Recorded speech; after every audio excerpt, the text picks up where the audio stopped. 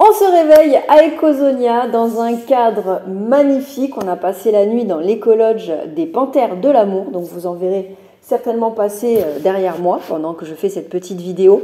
Il était très important de faire un point justement sur cet animal qui est en voie d'extinction. Et c'est d'ailleurs pour ça qu'on peut la retrouver ici à Ecosonia dans le 66.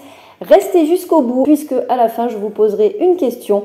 Et je tirerai au sort la bonne réponse dans les commentaires pour vous envoyer une entrée pour venir faire un tour à Ecosonia et voir de vous-même qu'il ne s'agit pas d'un zoo, mais bien d'un endroit pour l'éco-conservation, pour que justement toutes ces espèces ne disparaissent pas définitivement de la planète.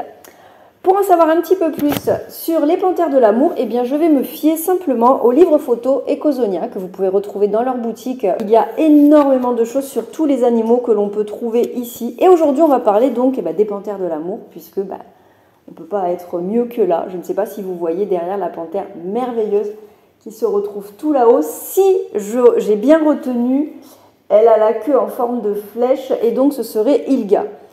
Je ne sais plus trop, mais je crois que le pompon c'est Yumi et la queue en forme de flèche c'est Ilga. Vous voyez, c'est ce que je disais hier dans l'autre vidéo.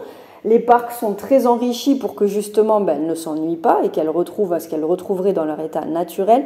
Et surtout, je ne sais pas si vous voyez au fond, mais les palissades de bois, derrière on peut se balader. Donc en fait il y a une grande majorité du parc de chaque animal qui est hors de la vue du visiteur. Donc ça c'est très intéressant parce que vraiment elles peuvent vivre leur vie et après c'est à nous au moment où on fait notre randonnée de se poser, de s'installer. Il y a des zones de repos, des zones d'ombre où on peut s'asseoir et passer du temps à observer et à finir ou pas par les voir passer tout simplement. C'est à leur bon vouloir. La panthère de l'amour, avec moins de 80 individus qui subsistent à l'état sauvage, la panthère de l'amour, également appelée léopard de l'amour, est l'un des félins les plus menacés au monde. Les populations de la panthère de l'amour, autrefois largement présentes en Russie, dans le nord-est de la Chine et la péninsule coréenne, ont considérablement diminué à partir du début du XXe siècle. Le développement industriel et la destruction de l'habitat ont conduit à l'extinction directe d'une partie de la population des panthères, ainsi qu'à la fragmentation de leur habitat. Actuellement, son habitat ne couvre plus que 5000 km² répartis entre les provinces chinoises de Jilin et Heilongjiang, où il resterait seulement une dizaine d'individus, et la province russe du kraï du Primorié. Par ailleurs, la situation stratégique du kraï du Primorié, proche de la mer du Japon et de la frontière entre la Chine et la Corée, rend cette zone attractive pour l'humain, ce qui se traduit par un accroissement du développement du transport, de l'industrie et du tourisme. Par conséquent, cette zone subit une importante déforestation, réduisant ainsi le territoire de chasse, mais également le nombre de proies de la panthère de l'amour. L'expansion des activités humaines rend le territoire des panthères de l'amour de plus en plus facile d'accès et le braconnage, aussi bien des panthères que des espèces proies, est une menace sérieuse pour l'espèce. C'est dramatique. Le nombre réduit d'individus à l'état sauvage rend l'espèce vulnérable aux catastrophes naturelles comme les incendies ou encore aux maladies et induit une perte de diversité génétique qui pourrait être à l'origine de la baisse de la fertilité observée. Les actions de conservation. Plusieurs études scientifiques indiquent que l'introduction d'individus nés en captivité pourrait être cruciale pour le maintien de cette espèce. Un ambitieux programme de réintroduction soutenu par Ecosonia via la Wildcat Conservation Alliance à partir des populations hébergées dans les parcs animaliers est en cours d'élaboration. Ce programme de réintroduction est en lien avec le programme de conservation de l'EAZA auquel participe également Ecosonia. De surcroît, Ecosonia soutient financièrement le programme Phoenix de la Wildcat Conservation Alliance. Le projet Phoenix, donc la Wildcat Conservation Alliance, est une organisation ayant pour but la protection des tigres et des panthères de l'amour en Asie, créée à l'initiative de la Dream World Wildlife Foundation et la Zoological Society of London. Elle mène des projets in situ, c'est-à-dire sur le terrain en Chine, Inde, Indonésie, Malaisie, Thaïlande, au Népal et dans l'extrême-orient russe.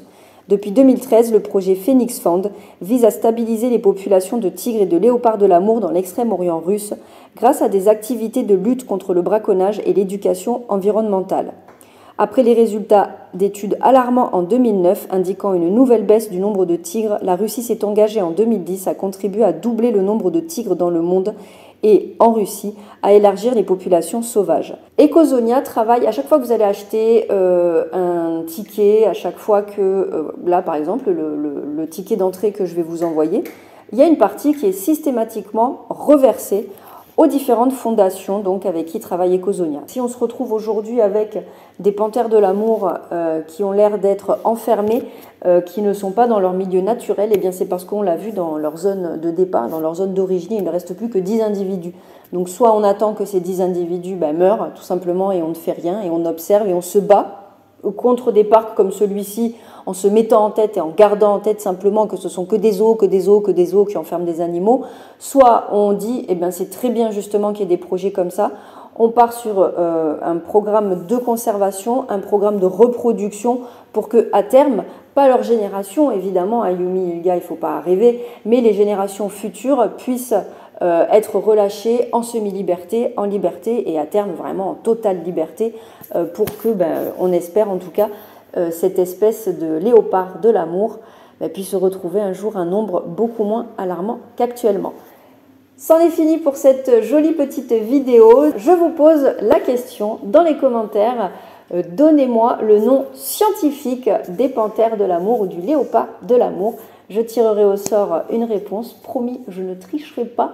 Et j'enverrai à la personne un message pour avoir son adresse et je lui enverrai donc une entrée pour venir faire un tour à Ecosonia.